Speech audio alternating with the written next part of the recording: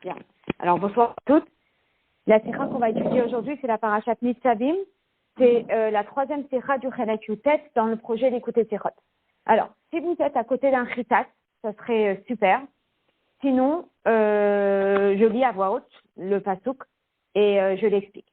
Alors, la sikha, elle porte sur la fin de la parashat Nitzavim. Et si je l'ouvre ici, elle nous dit comme ça. Donc, j'ouvre Nitzavim. Elle dit comme ça. Donc, c'est vraiment la fin. Et voilà, les deux derniers psukim, d'accord?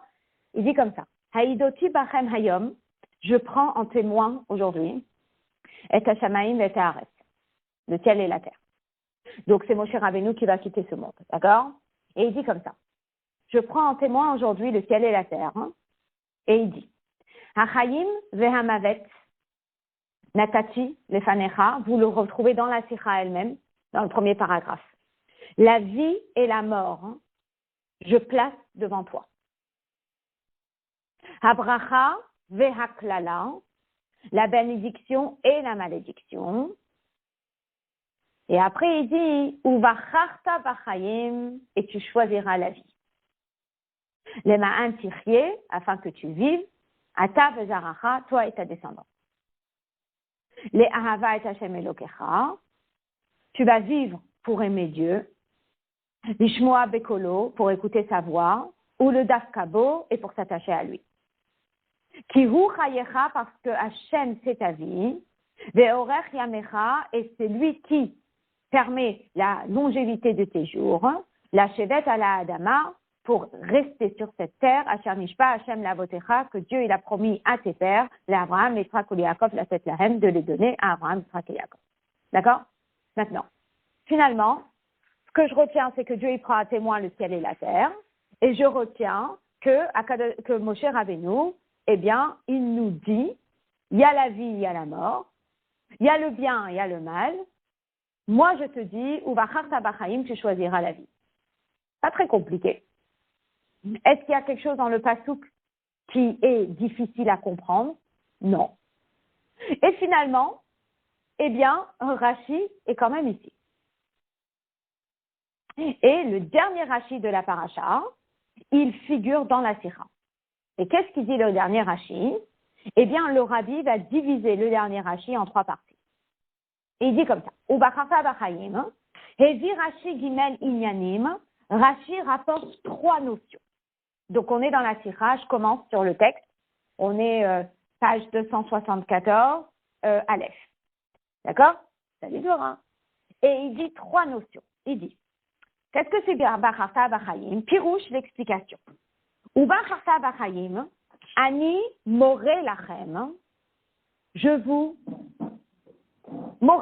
montre, chez Tifreru bechelek achayim, que vous choisissiez la part qui représente la vie. Donc, apparemment, Bacharta bachayim, c'est Moshe Rabbeinu qui montre au peuple juif ce qu'ils doivent choisir. Ok. Machal alze, il ramène même un machal.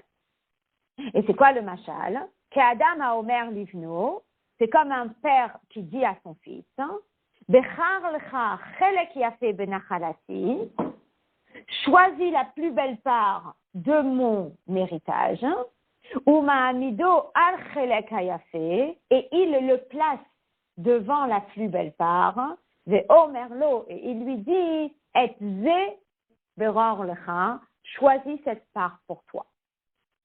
Pas très compliqué. Et après, Raya al-Zemi Pasuk, il ramène une preuve d'un verset de Tehillim qui dit, Nehemar, et à ce sujet, il est dit, Menat Chelki V'chosi, la part, Menat c'est la portion de ma part et de mon verre, kos c'est un verre, Ata Tomir Gorali, tu soutiens mon lot. Goral, ça vient du mot le lot, d'accord? Et Rashi qui explique, qu'est-ce que ça veut dire Ata Tomir Gorali? Rashi, là-bas, il explique le pasuk de Tehillim, et il dit, ça veut dire quoi? Hinarta yadi al Goral hatov, tu as placé ma main sur la bonne portion, l'omar, en disant « Et zekach lecha » prends celle-ci. Finalement, on est en train de lire un Rashi qui explique ce que veut dire choisir. Et finalement, quand nous, on lit le pasouk, on n'a pas l'impression, bonsoir, quand nous, on lit le pasouk, on n'a pas du tout l'impression que ce pasouk, il est compliqué. Il dit au Bacharta Bachaim, tu choisiras la vie. Point. On sait ce que ça veut dire. Il y a la vie, il y a la mort. Il y a le bien, il y a le mal. Pas très compliqué de savoir qu'est-ce qu'il faut choisir. J'ai le choix entre faire Shabbat et travailler Shabbat. On me dit, je fais Shabbat. J'ai le choix entre faire kasher et manger végétarien dans un restaurant. Je dis, je dois manger kasher. Qu'est-ce que ça veut dire au Bacharta Bachaim? Pour nous, qu'est-ce que ça représente? Et Rashi qui a besoin d'expliquer, Bacharta Bachaim, c'est Moshe Rabbeinu qui montre au peuple juif, et il donne même l'exemple d'un père qui dit à son fils qu'est-ce qu'il doit choisir. Il ramène même un Tehillim et il explique le Tehillim. C'est quoi l'histoire? Alors déjà, dans un premier temps, le Rabbi pose la question et il dit que ce Rashi semble très très très long pour expliquer un mot qui a l'air tout simple, de choisir la vie. Choisir la vie, c'est choisir la Torah. Et on avance. Pourquoi on a besoin d'un si long Rashi qui est réellement divisé en 3 parties? C'est la première question. La deuxième question. Lorsque le Rabbi dit, lorsque la Torah elle dit au Bacharta Bachaim, tu choisiras la vie, à votre avis, est-ce que c'est un conseil? Est-ce que c'est un ordre? C'est quoi quand il dit au Bacharta Bachaim? Je reprends le verset. Le verset dit Haïdoti Bachem Hayom, je prends en témoin aujourd'hui, et Hashamaim et Haaretz, le ciel et la terre, et il dit il y a la vie, il y a la mort, Achaim ve'hamavet, natati lefanecha, habracha ve'haklala, ou bacharta bachaim. Et tu choisiras la vie. À votre avis, c'est un conseil? C'est un ordre? C'est quoi, ou bacharta bachaim? Alors, on aurait pu dire que c'est un conseil. Alors, à ce moment-là, ça veut dire que la personne, elle ne sait pas ce que c'est la vie. Parce que réellement, hein, si vous mettez devant quelqu'un 2 choses qui, c'est comme on dit, flagrant qu'il y en a un qui est mieux que l'autre, on n'a pas besoin de lui dire quoi faire. On n'a pas besoin de lui dire. Donc, à la rigueur, la problématique serait quoi? Que la personne ne sait pas ce qu'est la vie et ce que n'est pas la vie. D'accord? Ça veut dire qu'elle ne sait pas. Parce que si elle sait, on n'a pas besoin de lui dire. Et si elle ne sait pas, alors à ce moment-là, tu as juste besoin de lui expliquer c'est quoi la vie et elle saura toute seule qu'est-ce qu'elle doit choisir. Pas très compliqué. Donc, finalement, le Rabbi explique qu'ici, c'est pas un tzivouï, c'est pas un ordre. Parce que soit la personne elle sait, soit la personne elle sait pas. C'est pas un etza, c'est pas un conseil. Alors c'est quoi? C'est ce qu'on appelle, Rashi dit, Ani moré lachem. Ani moré lachem, c'est viens, je te montre. Lorsqu'il dit viens, je te montre, c'est qu'il y a quelque chose qui se cache derrière. Pourquoi est-ce que Dieu il a besoin de nous prendre et de nous montrer? S'il a besoin de nous prendre et de nous montrer, ça veut dire que à l'œil nu, ça se voit pas. Parce que si ça se voyait à l'œil nu, il n'aurait pas eu besoin de nous conseiller. Comme si vous envoyez une petite sœur pour aller acheter des fruits. Et vous lui dites, achète de bonnes pêches et achète de bonnes poires. Finalement, s'il y a des poires toutes pourries et des bonnes poires, pas très difficile pour l'enfant de comprendre qu'il faut qu'il prenne les belles poires et que les poires qui ont déjà bien vieilli, eh bien, il les laisse de côté. La complication pour l'enfant, ça va être lorsqu'elles se ressemblent les poires et l'enfant ne sait pas ce qui est une poire qui est mûre et ce qui est une poire qui n'est pas mûre. Alors le parent, il vient, il lui montre et il lui dit, tu vois, ça, c'est une poire qui est bonne. Parce que ça ne se voyait pas. Donc apparemment, si c'était tout simple, ce qui était Chaim et ce qui était Mavet, et ce qui était Bracha et ce qui était Klala, à ce moment-là, on n'aurait pas eu besoin des conseils. On sait exactement quoi choisir. Là, apparemment, la problématique, elle est quoi? C'est qu'on ne comprend pas de quoi il s'agit. Et c'est pour cela que Rashi dit, Ani moré lachem, je vais vous montrer qu'est-ce que vous devez choisir. D'accord? Donc, ce qui est intéressant, c'est qu'on voit cette partie-là sur le texte parce que ça va être une des clés dans le fil conducteur de la Sira. Donc, on va passer directement à la 2e colonne et au 3e paragraphe qui commence avec Ela. D'accord? Et là seulement, Ubacharta bachayim pirusho, c'est quoi Ubacharta bachayim? Ani more lachem, je vous montre. Le shon hora'a, hadracha. Hora'a, hadracha, ça veut dire c'est je te dirige, je te montre, je t'aiguille. Vehem, divrei HaKadosh Baruch Hu le Israël. C'est les paroles de Dieu au peuple juif. Chez Behem Sher Tevarav le altar, parce que juste après il dit les Ahava et Hashem Elokecha, que tu es là sur terre pour aimer Hashem. Morehu libnei Israël shetifreru bechelek hachayim. Et Moshe Rabbeinu, il montre au peuple juif qu'ils doivent choisir le chemin de la vie. Mipnei she'elu hem chayim, parce que c'est la vie. Ça veut dire quoi?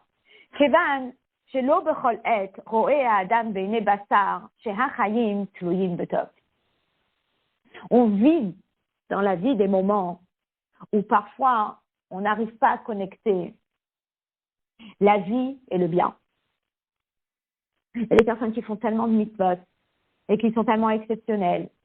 Et on voit que en retour, il y a des maladies, en retour, il y a des décès. Et la personne, elle dit, est-ce que c'est vraiment connecté? Un chayim vehatov. La personne, elle a fait Torah et mitzvot tel que Dieu l'a demandé. Et puis, regarde ce qui se passe. C'est pas chayim qu'il reçoit en retour. Alors, là, Kadosh Baruch Hu, yesh le kavno ou le harot lo. Mahem chayim b'muvanam anachon ve'ha'amiti. C'est pour ça que Dieu, il a besoin de leur montrer que même si Be'enei Basar, à l'œil nu, tu as l'impression que c'est pas connecté, moi je te montre que oui, c'est oui connecté. Et sache que quand tu fais Torah et mitzvot et lorsque tu choisis le bien, le ma'an tirchie, ata vezaracha, tu vas vivre, toi et ta descendance, les Ahava et Hashem Elokecha, qui hu chayecha, parce que c'est ça la vraie vie. D'accord? Et alors, à cela, pour bien expliquer c'est quoi cette notion de moré, ça veut dire que lorsqu'on nous dit au Bacharta Bachayim, c'est pas le tzivouï, c'est pas un ordre, c'est pas un essa, c'est pas un conseil, mais c'est une situation où la personne elle risque de ne pas voir le lien entre les mitzvot et la vie. Et Dieu, il vient et il le prend par le bras et il lui montre. Et pour montrer ça, ou pour prouver ça, ou pour appuyer ça, Rashi il ramène un exemple. Et c'est quoi l'exemple? C'est l'exemple du père qui dit à son fils, prends une bonne part de ma nachala, de mon terrain, prends une bonne part. Mais pas seulement il lui dit prends une bonne part, mais il le prend et m'a mis d'eau, et il le met devant la part, et il lui dit, tu choisis ça. D'accord? Et finalement, le rabbi va expliquer pourquoi on a besoin de ce machal, pourquoi on a besoin de cet exemple. D'accord? Et après, il ramène encore tout un truc de Teilim, tout un pasouk de Teilim qui l'explique. Et on va voir la différence entre le machal et le pasouk de Teilim. Alors finalement, le rabbi, ici, il va s'arrêter sur ce long Rashi, qui est quand même assez complexe, d'accord? Et il va poser quelques questions. Finalement, c'est parfois plus facile pour un homme de décrire à son enfant ce qui est bon et ce qui est mal quand il s'agit de matériel, que pour Hachem, de nous décrire le bien et la vie. Parce que parfois, on ne le voit pas, d'accord? Et comme on dit dans l'enseignement, c'est bien d'emmener des exemples. À partir du moment où l'exemple, il rajoute quelque chose au fait. Et quelque part, nous, on aurait attendu plus une description du bien et de la vie et de la connexion, parce que parfois on est aveuglé et on ne le voit pas, plutôt que un exemple d'un père et d'un fils et de quelque chose de matériel. Parce que, quelque part, est-ce que cet exemple du père et du fils, ils vont vraiment nous éclairer sur les questions qu'on se pose, nous, dans le lien entre les mitzvot et la vie, les mitzvot et la santé. Parfois, un exemple matériel ne nous parle pas. Parce que disons que l'enfant, il ne connaît pas un bon terrain et un mauvais terrain. Ça lui arrive ça. Disons que l'enfant, il ne connaît pas un bon terrain et un mauvais terrain. Alors son père, il va lui montrer. Mais concrètement, il n'a jamais vu des cas opposés. Ça veut dire, il se dit, moi, je ne me connais pas. Son père, il arrive et son père, il lui dit, OK, un terrain comme ça, c'est bien. Prends celui-là, c'est parfait. Et c'est bon. Mais pour la Torah et les mitzvot, il y a tellement de cas de figure où la personne, elle est là et elle dit, mais j'ai pas compris Hachem. Tu me dis de choisir le bien.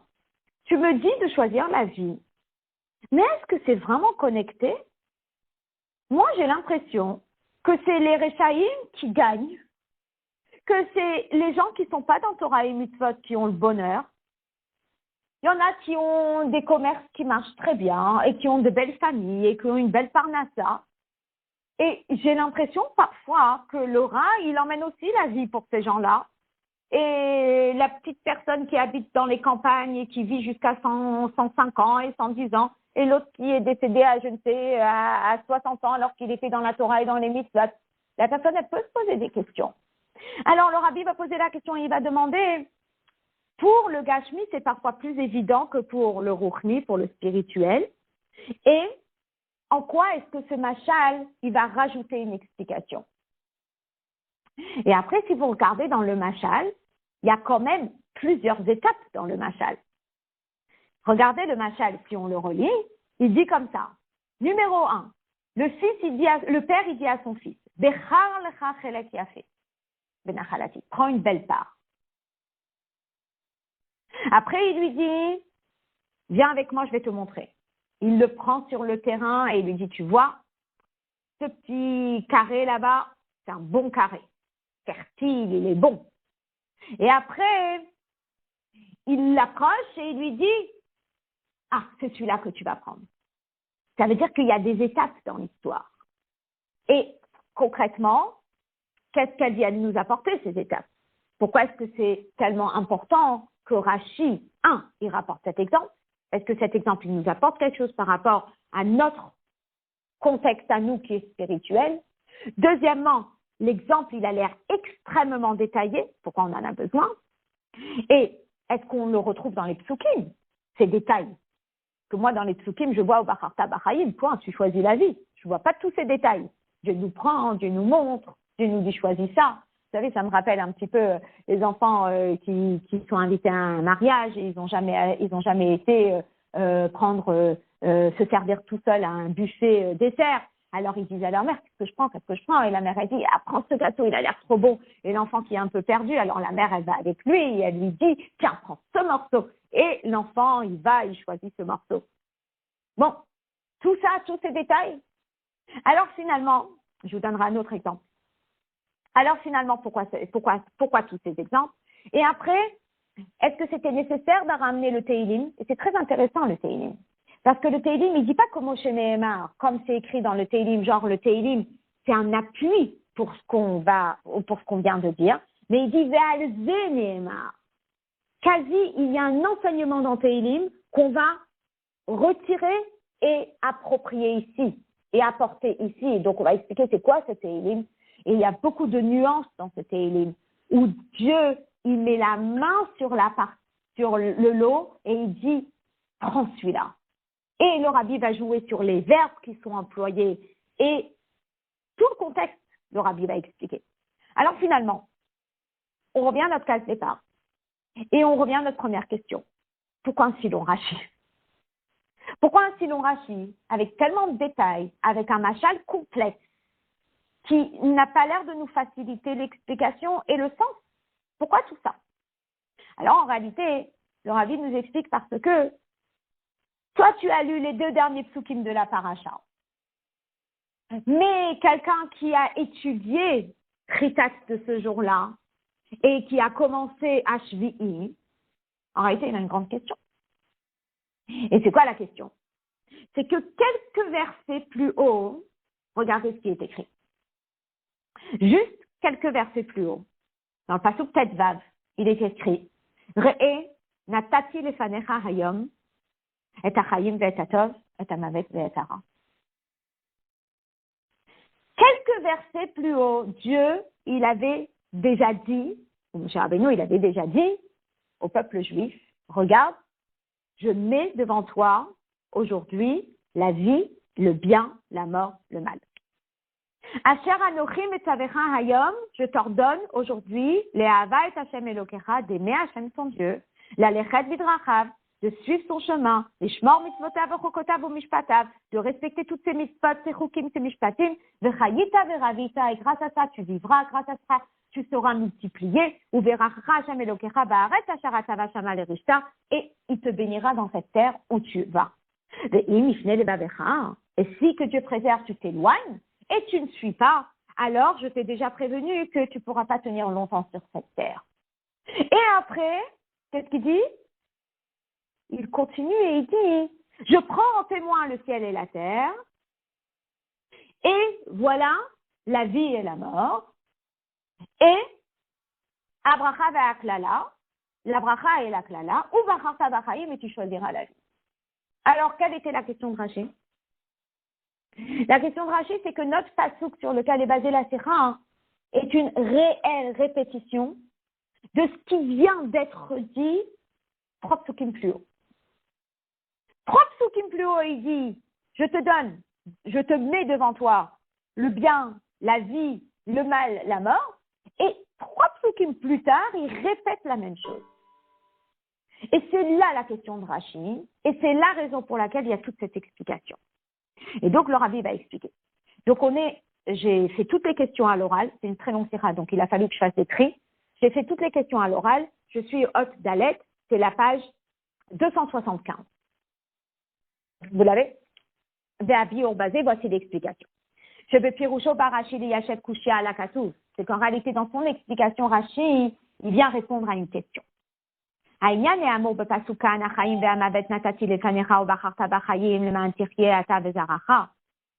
Le contexte de ce verset, le contenu de ce verset qui parle de ce que Akadosh Baruch Hu nous met devant nous.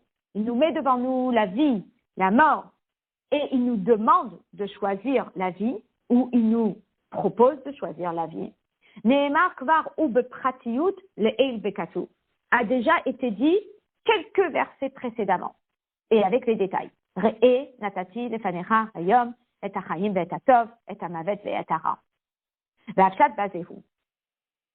Et c'est quoi le sens simple de l'histoire? Chez Zetalouy basé. Que l'un dépend de l'autre. Im ta'asetov, arelecha chayim. Que si tu fais le bien, tu fais la Torah, tu fais les mitzvot, tu mériteras la vie. Im ta'asera, arelecha mavet. Et si tu fais le mal, tu mériteras la mort. Tel que le verset juste après dit bien, que je t'ordonne aujourd'hui les ahava, d'aimer Dieu, et grâce à ça tu vivras et tu te multiplieras. Et le verset juste après qui dit, et si que Dieu préserve, tu te détournes du chemin de la Torah, alors je t'ai déjà prévenu que tu auras de belles conséquences. Alors, étant donné que les premiers psukim de ce Shvi'i, eh bien, il parle déjà de ça. Combien de psukim? Tetvav, Tetzaïn, Yudaïn, Yutret. 4 psukim parlent de ça déjà. Alors, Rashi pose la question, pourquoi le verset il recommence dans Pasuk Yutet? Les Fichar, la 4 Rashi. C'est pour cela que Rashi il a cité.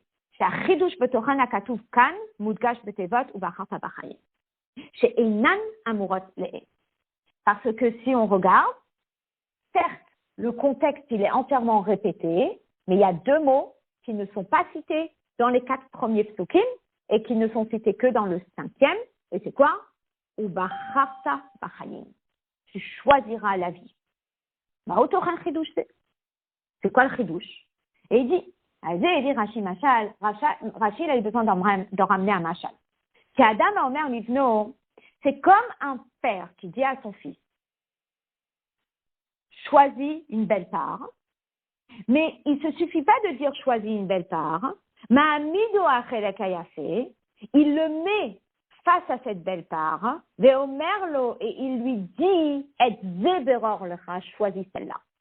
Mashma, chez les Etim, אפילו לאחר שאהב מעמידו החלק היפה, נדרשת אמירה את זה ברור לך. Il y a des cas de figure que même une fois qu'il l'a mis face à la belle terre, il a quand même besoin de lui dire choisis celle-là. Alors vous savez ce que ça me rappelle? Je ne vais pas parler de la poire, mais je vais parler d'un diamant. Oui, Imaginez-vous, je dois acheter un diamant. Donc, j'ai un enfant qui se marie, je dois acheter un diamant pour la belle-fille. C'est quoi le problème du diamant? C'est qu'on ne s'y connaît pas. Là, on ne s'y connaît pas. Donc, qui je vais appeler? Je vais appeler un expert. Parce que lui, au moins, il s'y connaît. Mais quel type d'expert je vais appeler? Voilà. Je vais appeler un ami. Pourquoi je vais appeler un ami? Parce que, au moins, il ne va pas me tourner en bourrique. Il va être honnête avec moi. Parce qu'il veut mon bien. D'accord? C'est exactement ça, la situation. Le père, il prend son fils, qui n'a jamais eu aucun rapport avec l'immobilier, rien, et il lui dit, prends un bon bout de terrain. Non, l'enfant, il ne s'y connaît pas du tout. Alors, Mahamido, il le met face au bout de terrain, mais quasi, il a besoin de le guider entièrement et de lui dire, prends ce morceau, il est bon. Donc, c'est le cas de figure où l'enfant, de par lui-même, il n'arrive pas à voir parce qu'il ne s'y connaît pas. D'accord? La même chose ici. Moi, je vous dirige et je vous conseille, pas conseille, je vous montre quoi choisir.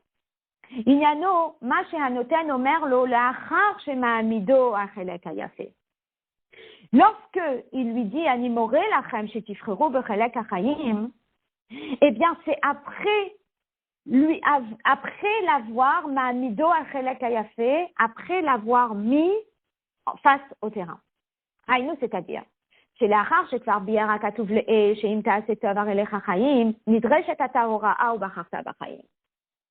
ça veut dire que on a ici comme deux groupes de versets. Dans les premiers groupes de versets, c'est à l'image du père qui dit à son fils, choisis un bon bout de terrain et il le met sur le bout de terrain. D'accord? Et le prochain verset, c'est à l'image du père qui dit à son fils, prends celui-là. Vous comprenez? Ça veut dire que si vous regardez le processus du père et du fils, il y a 3 étapes. La première étape, c'est qu'il lui donne, il lui dit, prends un bon morceau. Mais il sent que son enfant, il ne sait pas où il va. Donc il le prend et il lui dit, viens, je te montre. Donc Mahamido, il le montre. Et après, il lui dit, prends celui-là. Ça veut dire qu'il est entièrement paumé, donc il lui dit, prends celui-là. Bien, ici, c'est exactement la même chose. Dans les premiers versets où il parle du bien, et il parle de la vie, et il parle du mal, et il parle de la mort, c'est à l'image du père qui dit au fils, prends le bon morceau. Il le met face à la situation. Mais il sent que c'est pas suffisant. Et il sent qu'il a besoin d'être explicite avec lui. Et donc, il réitère son conseil et il lui dit, ou bacharta bachayim, choisis ça. Ça veut dire que quoi? Ça veut dire que l'enfant, il n'est pas convaincu. Il a besoin d'avoir un argument supplémentaire. Et on va expliquer pourquoi. D'accord? Donc, chez Massino Bemachal, chez Af Leachar Netinat Chelek Yafé le Ben Benachalato, Yesh Lahamido Al Chelek Ayafé. Lorsqu'on voit dans le Machal que le père, c'était pas suffisant qu'il donne une part à son fils, mais il a fallu qu'il l'emmène sur le terrain. Mouvan, chez Medoubar Benachala, chez Caché Lehakir Veladad Vemabat Ritsoni, Ezehu Chelek Ayafé Ba. Si le père, il a besoin de se déplacer pour lui montrer le terrain, ça veut dire que on n'arrive pas à voir à l'œil nu ce qui est bon, ce qui est pas bon. Voilà. J'ai un neveu qui a acheté une maison. J'ai un enfant qui a acheté une maison. J'ai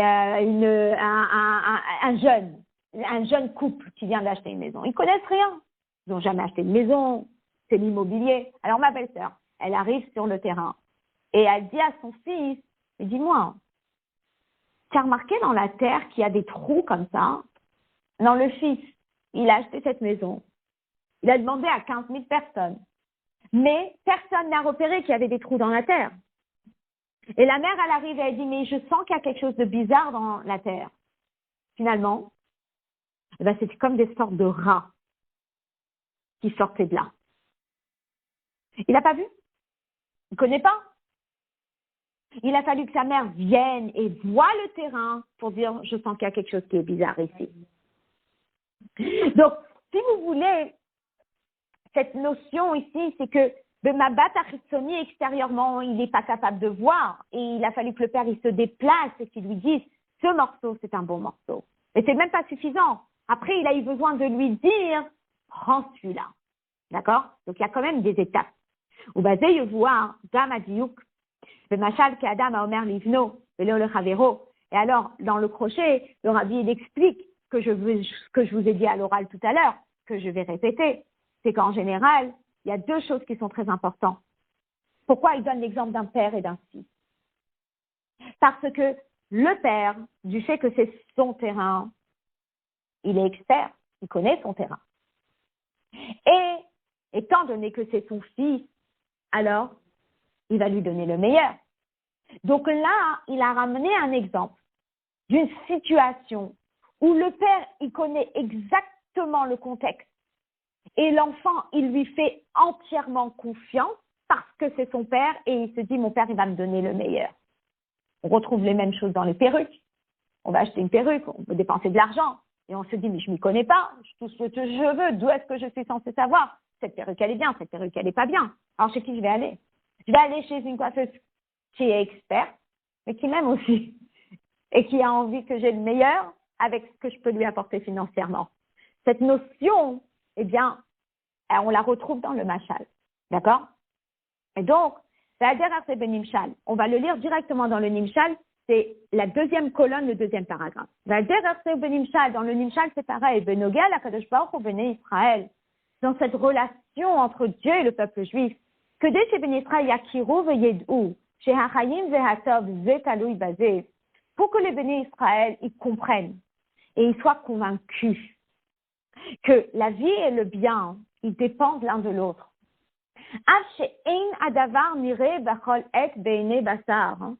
Même si c'est pas toujours visible à l'œil nu. Eh bien, on doit leur enseigner deux choses. Premièrement, on dit à quelqu'un, tu sais, couvre-toi la tête, ça va être une bracha pour toi. Et la personne, elle est peut-être pas convaincue que ça va être une bracha pour elle.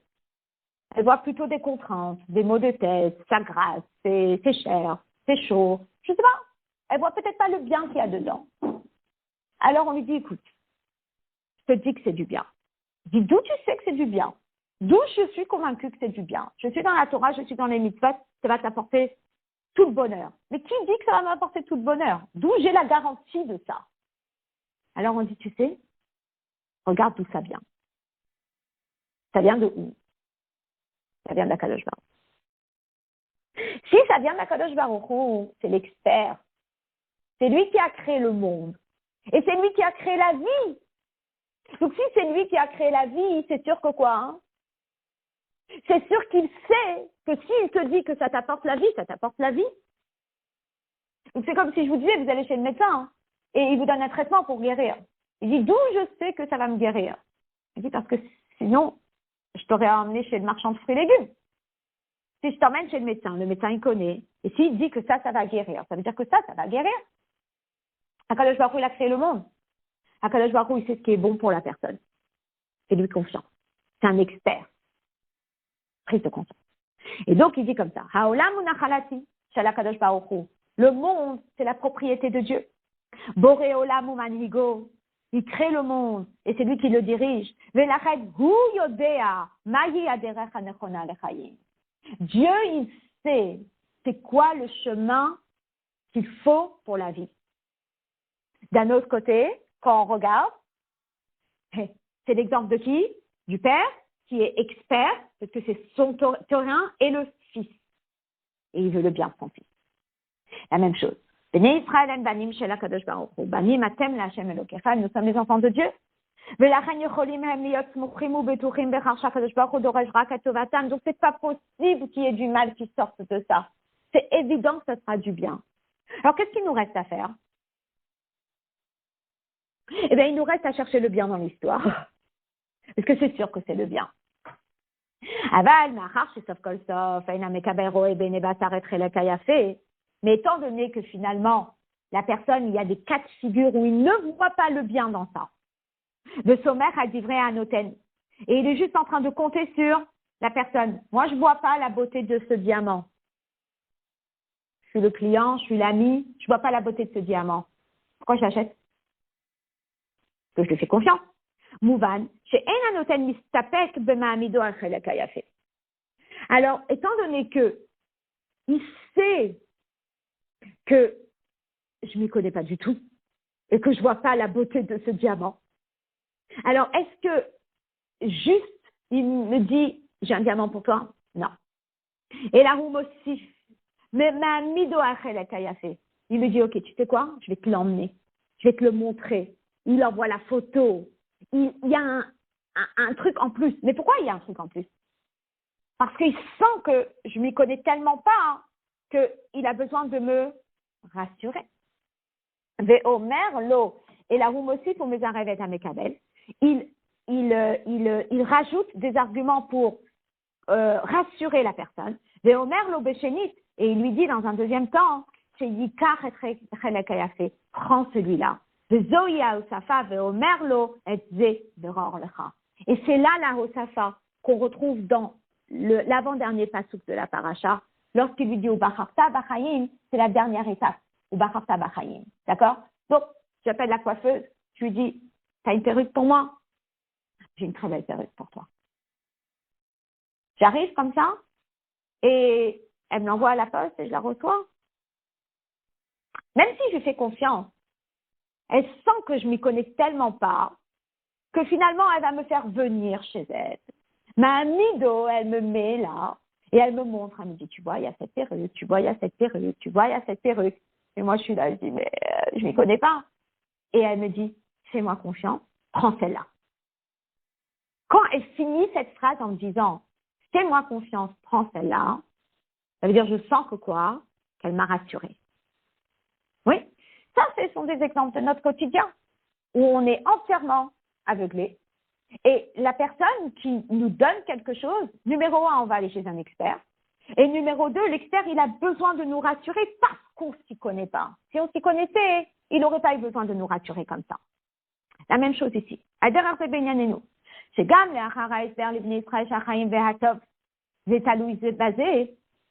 Dans les premiers psukim, Hakadosh Baruch Hu, il nous a dit, il y a le bien et c'est la vie. Il y a le mal et c'est la mort. Donc, il nous a dit que Zétaloui basé. Ça y est, il nous l'a dit. Il nous a mis sur les rails en nous disant, si tu fais ça, tu auras ça. Si tu fais ça, tu auras ça. On avait quand même besoin de ce maké bepatish. On avait quand même besoin de cette phrase finale d'Akadosh Baruch Hu qui nous dit dans le dernier pasuk, Ubacharta bachayim, fais-moi confiance. Choisis la vie, même si tu ne vois pas toujours d'une façon dévoilée le lien entre les deux. Que les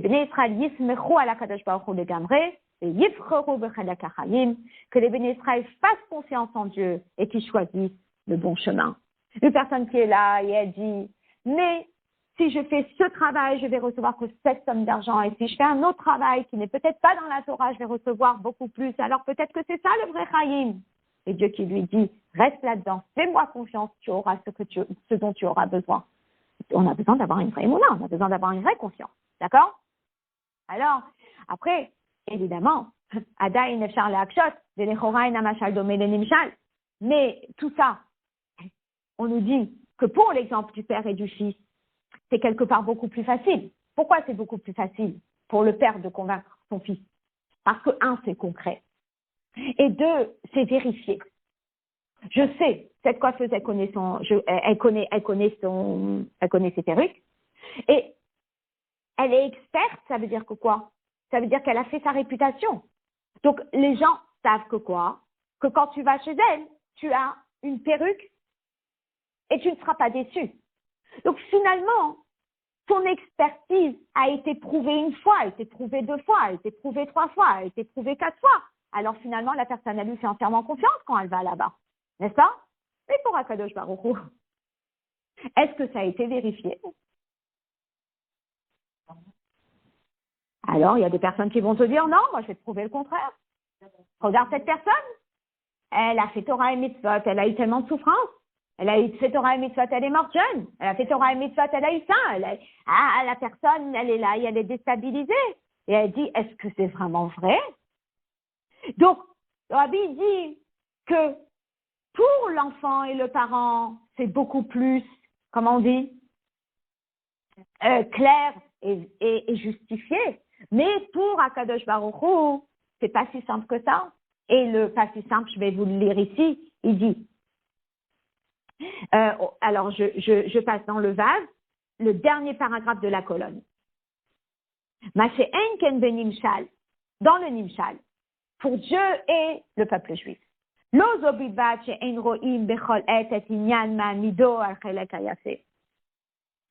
seulement que il n'y a pas toujours une situation qui est entièrement, comment on dit, flagrante. Si tu fais le bien, tu as la vie. Parfois, c'est pas quelque chose qu'on va voir matériellement ici-bas, mais qui va se répercuter uniquement dans le monde futur. Et là, ils ont mis plus encore. À l'œil nu, Roé Adam Leetim. Il arrive parfois des situations où la personne, elle voit les Hefer, le contraire. Asher Derer Rechaim Salcha, que c'est la voie des Rechaim qui est pleine de réussite. Venofet Tetofena Sifte Zara, et c'est un verset de Michelet qui parle des lèvres d'une femme étrangère qui sont toutes pulpeuses de miel. Ça veut dire quoi? Ça veut dire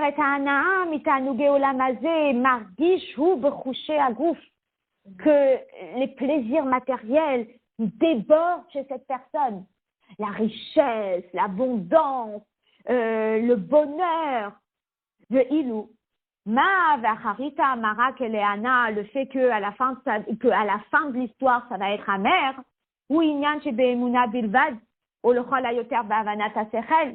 C'est pas quelque chose qu'elle voit maintenant. C'est quelque chose qu'elle a entendu, c'est quelque chose qu'elle est consciente, mais concrètement, on vit dans un monde où le matériel, il prend une place importante et où le succès matériel prend une place importante. Le commerçant, il est là, on lui dit « ferme Shabbat ». Et il dit « mais tu as vu la rue commerçante sur laquelle je travaille ?» Eux, ils vont cartonner le Shabbat. Moi, je vais fermer Shabbat. La moitié de ma paye, elle est le Shabbat. Et il le voit Beinei Basar. Il voit comment Derer Rechaim Salcha. Alors, comment tu vas le convaincre, ce juif? De Imken. Yachol Ziruz Ze, Ma Shakadosh Baruch Hu Moreh al Yedei Moshe Betorato V'Acharta B'Chayim, Lehashpia Ve'lif'ol Bevadaut al Adam, La'azov et Inyani HaChayim HaGashmiyim, Ve'lifchot Muratam Betov U'B'Chayim Shetorah. Quelle pourrait être la motivation pour que la personne, elle, abandonne ses gros rêves d'école préparatoire, qui va lui donner les plus hauts postes et les plus belles écoles, etc., etc. Des étudiants qui sont là et on leur dit, tu veux l'HEC, pas de problème, il faut que tu fasses l'école préparatoire à Henri IV, tu veux faire l'école préparatoire à Louis le Grand. Ah, c'est quoi le problème? C'est qu'il y a un Shabbat. Alors on lui demande de lâcher ses rêves pour une vie de vie. Et il dit, mais quelle vie de vie? Si j'ai pas cette école d'ingénieur, je vais gagner la moitié de l'argent. L'autre, il a cette école d'ingénieur et il va gagner le double. Alors, comment on va le convaincre? Comment on va le convaincre en lui disant, tu vas être riche. Tu vas gagner autant que le radiologue. Bien sûr. Tu me le garantis. La vérité, je suis pas sûre que c'est vrai, dit la personne. Azot, Mamshir Rashi. C'est pour cela que Rashi, il a eu besoin de compléter son explication avec le Tehillim. Et qu'est-ce que dit le Tehillim? Pour répondre à cette question, on a eu besoin de rapporter le Tehillim. Et qu'est-ce qu'il dit le Tehillim? Hashem menat chelki v'kosi. Hashem, c'est menat chelki, c'est la part de ma propriété, de mon verre. Ata Tomir Gorali. Tu es celui qui m'attribue, Tomir, c'est celui qui appuie, Gorali, mon lot. Ça veut dire quoi? Henachta Yadi al Goral Hatov. Le juif, il s'adresse à Dieu et il lui dit, tu as pris ma main et tu l'as placée sur le bon lot, l'Omar en disant, Etze Kachlecha, prends celui-là. Ça veut dire que quoi? Que la personne, elle est entièrement perdue, elle est entièrement déstabilisée, elle voit une perruque qui n'a pas l'air aussi belle, elle voit un diamant qui n'a pas l'air aussi beau, elle n'arrive pas à choisir. L'expert arrive et lui dit, ça n'a pas l'air aussi beau, ça n'a pas l'air aussi belle. Tiens, prends celui-là. C'est sûr que je prends celui-là. Il n'a pas l'air aussi bien. Et il dit, c'est celui-là que tu dois prendre. Et là, on dit quoi? Je fais confiance. Ça veut dire que qu'est-ce qui s'est passé? Quasi, c'est Hachem qui a choisi pour nous. C'est pas qu'il a dit, va te servir. Il a dit, viens, je viens avec toi. Et il lui montre. Et il voit le lot. Et il voit la terre. Et il lui dit, prends celui-là. Ah, j'ai l'impression que c'est pas le meilleur. Et il dit, fais-moi confiance, prends celui-là. Ou Bacharta Bachaim, Eina Amirastam. Lorsqu'il est écrit dans le verset Bacharta Bachaim, c'est pas Stam que Dieu il dit Bacharta Bachaim. Et là, Bechar Gam Nifal Tomecha Gorali, Inachta Yadi Al Goral Hatov. C'est Dieu qui prend la main du juif et qui lui dit, fais-moi confiance, prends celui-là. Hakadosh Baruch Hu moré ou maré les béné Israël, ani moré lachem, begashmiyut et goral hatov. Il leur montre qui est bon. Hachiroim béné basar. Et Hachem, il fait en sorte qu'on puisse voir béné basar. Al kol panim mizman mizman. Al yedé asiyat tov, mekabel adam chayim kipshutam. Dieu, il fait en sorte qu'on puisse le voir. Ça veut dire que même si on a des tas d'exemples qui montrent le contraire, de temps en temps, Hachem, il est là avec nous et il nous montre, j'ai pris sur moi cette mitzvah et regarde la récompense que j'ai reçue juste après. Combien de fois il y a des personnes qui ont pris sur eux une achlata et après Dieu les a exaucés pour ce qu'ils ont demandé. Et finalement, c'est ce qu'on appelle en anglais count your blessings. Regarde dans le fil de tes journées, dans le fil de tes semaines, dans le fil des mois, dans le fil des années, tout le bien qu'Akadosh Baruch Hu t'a fait. Et finalement, quand on est dans des situations qui sont comme ça un peu compliquées, et on voit qu'il y a un Dieu, finalement ça confirme que Tov, il est relié à quoi? Il est relié à Chaim. Alors parfois, on le voit dans notre quotidien, et parfois on nous raconte une histoire incroyable, extraordinaire, et on se dit, tu vois, la personne, elle a pris sur elle de faire un effort dans le Tov. Regarde comment Hachem, il lui a rajouté, Chaim, il lui a rajouté la vie. À tel point que le bien, eh bien, on peut le palper avec les mains. Mais à mettre, et celle Ish Israël, et ça rend vrai que chez le juif, que le bien, que quand on fait du bien, eh bien, c'est notre lot de vie pour nous. D'accord? Et donc, finalement, lorsqu'on regarde, eh bien, oui, c'est Akadosh Baruch Hu qui va choisir pour nous. Et c'est très beau, parce qu'on peut voir la nuance dans les termes tels qu'ils sont employés dans le Rashi. Lorsque c'est le père qui dit à son fils, et il l'emmène sur le terrain, et il lui dit, Etze beror lecha. D'accord? Donc, c'est un petit peu comme ma coiffeuse qui me dit, choisis cette perruque. Maintenant, quand elle me dit, choisis cette perruque, quelque part, elle ne me l'impose pas. Elle l'a pas choisi pour moi. Mais elle me conseille de la prendre. Et après, qui va faire le choix final? C'est moi. Donc, quand c'est le père, le fils, ou une bonne amie, etc., là, il nous dit, viens, je viens avec toi, je me déplace, je vais voir l'appartement avec toi. ah, moi, je te conseille de prendre ça. Et la personne, après, elle fait son choix personnel. Comme il est écrit dans le verset, Beror lecha, choisis ça. Mais finalement, qui va choisir? C'est moi. Par contre, dans le Teilim, où c'est rapporté pour renforcer la confiance du juif envers Akadosh Baruch Hu, là, il n'y a pas écrit Beror lecha. Il y a écrit quoi? Kach lecha. C'est quoi la différence? Kach lecha, c'est comme si Akadosh Baruch Hu, il ne nous donne pas de choix. Pas il m'ordonne. Il me dit, j'ai fait le choix pour toi parce que c'est le meilleur, prends ça. Quand il me dit, j'ai fait le choix pour toi parce que c'est le meilleur, prends ça, quelque part, on sent que il nous rassure vraiment. Ça veut dire que moi qui étais hyper angoissée de comment je vais choisir, Hachem, il me dit, t'inquiète, choisis pour toi. Et on le voit dans les termes, Goral. Goral, ça veut dire que c'est quelque chose qui a été très choisi par Akadosh Baruch Hu, comme le Goral, quand on gagne au Goral, c'est pas quelque chose de logique. Et Dieu dit, Kach lecha, prends pour toi. D'accord? Et ça, c'est cette notion-là, que pour le fils, il faut qu'il fasse lui le dernier choix. Mais pour nous, eh bien, Hachem, il fait le choix pour nous. Pourquoi il fait le choix pour nous? Parce qu'il veut le meilleur pour nous. Et c'est sûr que ce que Hachem il choisit pour nous, c'est le meilleur. D'ailleurs, en suivant un autre cours, eh bien, il racontait cette petite histoire qui est juste extraordinaire, cette histoire de ces chassidim qui étaient en Russie, qui étaient en train de quitter la Russie. C'était cette famille Vyshevsky. Et ils étaient en train de quitter. Je ne sais pas si je vous l'avais raconté une fois en classe. C'est une époque où je lisais le livre Bat Mitzvah Chassidique. Et il raconte comment c'était la dernière famille qui devait prendre le train. Et je pense qu'il y a eu un problème de papier. Je ne sais pas, il y a eu quelque chose. Je ne me rappelle plus de tous les détails.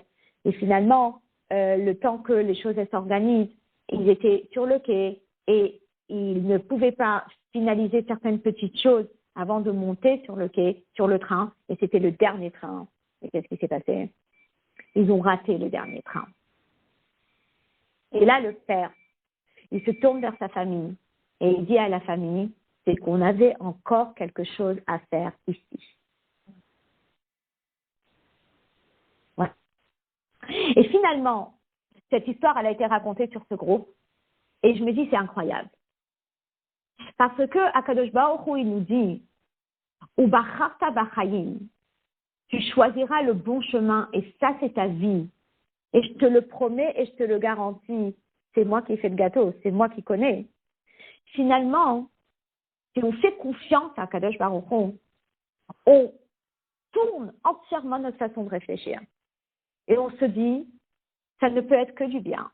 Parce qu'Hachem, il ne veut que du bien pour son enfant. Donc nous, peut-être qu'on ne voit pas le bien, parce que on n'a pas la bonne paire de lunettes. Alors on dit, passe-moi ta paire de lunettes, je regarde.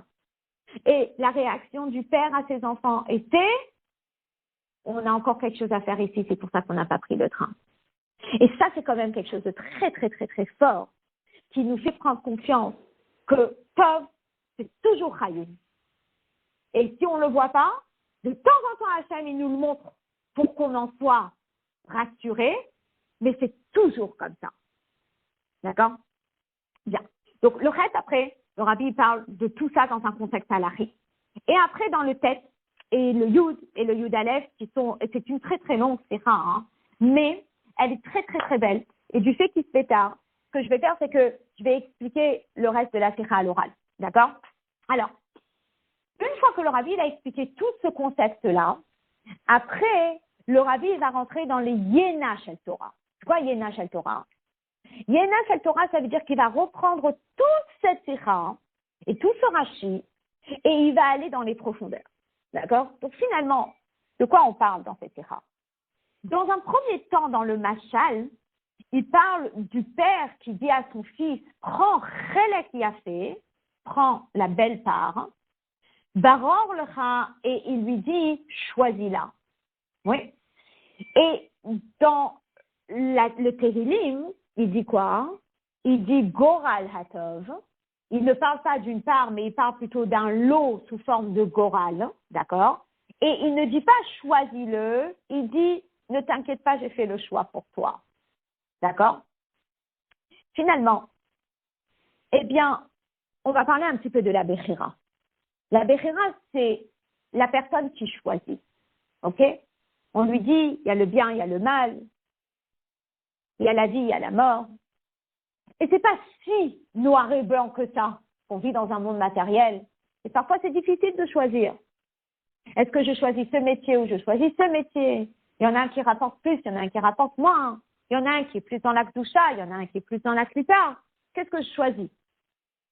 Et comme ça, on a des choix. Est-ce que je fais Shabbat ou je fais pas Shabbat? Enfin, tous les choix qu'on a dans la vie, qui ne sont pas toujours faciles et qui sont parfois des choix très compliqués. Alors, comment la personne, elle va choisir? Alors, finalement, il y a deux sortes de choix qui vont dépendre de deux facteurs différents. Le premier choix, ça va être Bechira al-yedei cheshbon. Al-pi ta'am vedat. Ça veut dire que la personne, elle est là et elle choisit. Alors, ce ne sont pas les vrais choix, mais c'est elle choisit. Et elle choisit avec la raison. Je mets cette robe ou je mets cette robe? Ah, tu me dis de mettre la bleue. Et tout de suite va venir la question, pourquoi tu me conseilles de mettre la bleue? Et la personne qui lui répond parce qu'elle est plus belle. Ou la personne qui lui répond parce qu'elle est plus adaptée à la soirée à laquelle tu vas assister.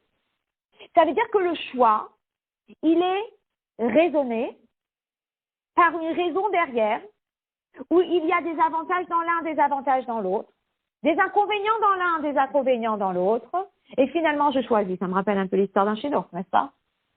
Plus, le moins, je choisis, mais les points positifs, mais les points négatifs, qu'est-ce que je vais prendre? Finalement, c'est un choix, mais qui est basé à Pitam Vedat, qui est basé sur la raison. Oui. Donc, la personne, elle va choisir de faire Shabbat par rapport à par rapport à ne pas faire Shabbat, mais elle a trouvé un argument derrière qui l'aide. OK? Et après, il y a un deuxième niveau de choix. Et le deuxième niveau de choix, c'est à l'image de ce petit juif qui fait rien de Torah et Mitzvot, ou qui a choisi de tout abandonner.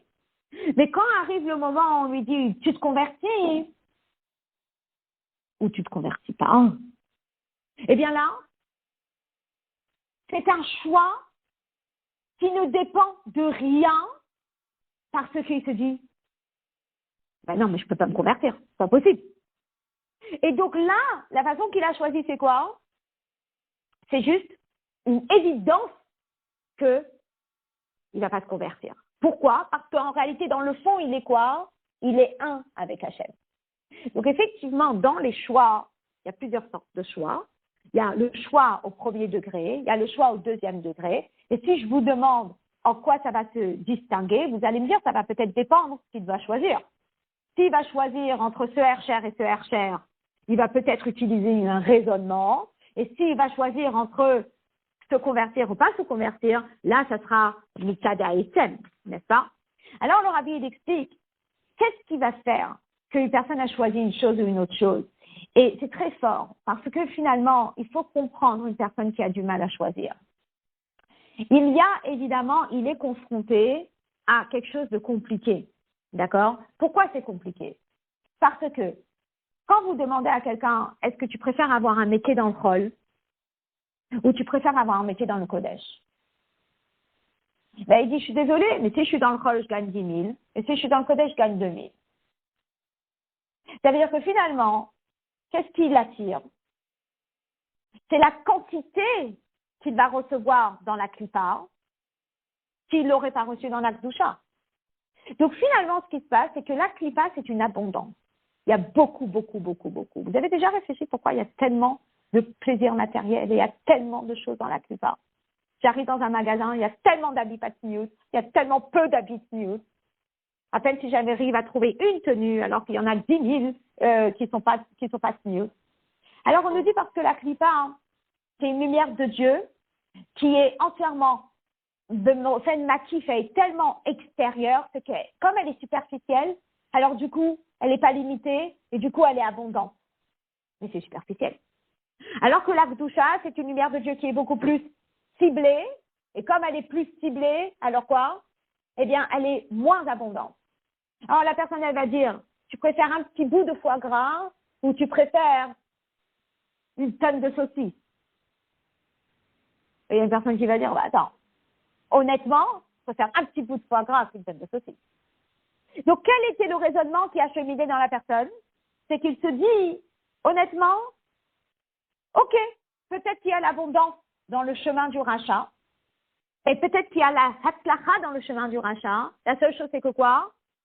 C'est que c'est ponctuel, c'est que c'est courte durée, et à un moment, qu'est-ce qui va se passer? C'est parti. Effectivement, la elle quitte le monde, elle n'emporte pas avec lui tous ses diamants, tout son or et toute sa richesse. N'est-ce pas? C'est tout. Par contre, il se dit que si je suis le chemin de la Torah, peut-être que la bracha, elle est peut-être plus limitée, la hatzlacha, elle est peut-être plus limitée, mais c'est quelque chose qui est à long terme. Et c'est quelque chose qui va être toute la vie, c'est une vie éternelle. Ah, je choisis ça. Donc, quelque part, ce qui se passe, c'est qu'il a un raisonnement. Vous comprenez? Et son raisonnement, c'est quoi? C'est qu'effectivement, dans la Kedusha, c'est peut-être Mesumsam, certes, mais c'est à long terme. Après, il y a effectivement une sorte de Bechira, et la deuxième Bechira dont on a parlé, c'est la Bechira de, il n'y a pas de raison derrière, il n'y a pas d'explication derrière. Pourquoi tu choisis? Tu choisis parce que je suis un avec Dieu et je ne me vois pas faire autre chose. Vous voyez? Alors finalement, vous allez me dire, est-ce que c'est deux niveaux de Bechira? Ça a l'air d'être deux niveaux de Bechira. Mais les deux, ils sont mentionnés dans le Rashi. Parce que dans le Rashi, il y a un niveau de Bechira qui est sous forme de Beror Lecha, tu peux choisir. Ça veut dire que tu peux peser le pour, tu peux peser le contre, et tu choisis celui-là. Après, il y a un autre niveau de Bechira dans le Rashi, qui est le niveau de Kach Lecha, dans le sens que tu choisis pas parce que c'est une évidence, d'accord? Et en fin de compte, c'est quoi? Ben, en fin de compte, on peut relier ces deux niveaux de choisir. Ça veut dire que dans le fond, le juif, il est tellement attaché à Hachem que quoi? Que pour lui, le choix, c'est une évidence. Il n'a même pas besoin de peser le pour et le contre. Un juif, il est tellement uni à Dieu qu'il n'a pas besoin de faire des choix, etc. La seule chose, c'est que ce contact avec Dieu qui est inconditionnel, ce lien avec Dieu qui est inconditionnel, parfois, il se traduit par des choix matériels qui sont, entre guillemets, réfléchis. Mais dans le fond, un juif, il est un avec Dieu, et pour lui, il n'y a pas, c'est une évidence qu'il veut rester attaché à la Torah. D'accord? On nous dit que c'est exactement cette même notion avec Rosh Hashanah. C'est très très beau. On nous dit, qu'est-ce qu'on nous dit dans la fila de Rosh Hashanah? On demande à Hachem de nous choisir. Oui? Maintenant, quand on demande à Hachem de nous choisir à Rosh Hashanah, eh bien, c'est que Hachem, à un certain moment, comme je dis à mes élèves du Talmud Torah, à un certain moment, à Kadosh Baruch Hu, il veut plus être notre roi. Alors nous, on est là et on le supplie et on lui dit quoi avant les tkiyot? Yifrar lanu et nachalatenu. On demande à Hachem de nous choisir. Et Geon Yaakov, la fierté de Yaakov, Asher Hael, c'est là qu'il nous aime. Alors, pourquoi est-ce qu'Hachem il nous choisit? Est-ce qu'il nous choisit parce qu'on fait les mitzvot? Est-ce qu'il nous choisit parce qu'on est différent des autres nations? Non. Dans le fond, Beshoresh, il nous choisit parce que on est un avec lui, parce que c'est un enfant et son fils, un père et son fils qui peuvent jamais se séparer. Mais concrètement, comment ce choix va-t-il se manifester? Il va se manifester quand Kadosh Baruch Hu, il prend un peuple parmi des nations. Comme si il choisissait par rapport à nos plus et à leurs moins. Mais dans le fond, la raison pour laquelle il nous choisit, c'est quoi? C'est parce qu'on est un avec Dieu. Alors, si on a envie qu'Hachem il nous choisisse pour être notre roi, alors nous, on doit se comporter de la même façon. Et que quand on fait nos choix, eh bien, on doit les faire parce qu'on est un avec Akadosh Baruch Hu, et on va choisir Chaim, et on va choisir le Tov, on va choisir le bien, et on va choisir la vie parce qu'on est un avec Akadosh Baruch Hu. Alors peut-être que ça va se manifester par des raisonnements, des plus et des moins, mais dans le fond, on choisit de faire la Torah et les mitzvot parce qu'on est les enfants de Dieu, c'est parce qu'on est un avec Dieu, et que c'est une évidence qu'on ne peut pas se déconnecter d'Akadosh Baruch Hu. Voilà. Je vous invite à étudier cette sira sur le texte entièrement jusqu'au bout. C'est une sira qui est quand même très très longue, mais au moins on a pu avoir comment on dit, un glimpse, un petit résumé de la sira.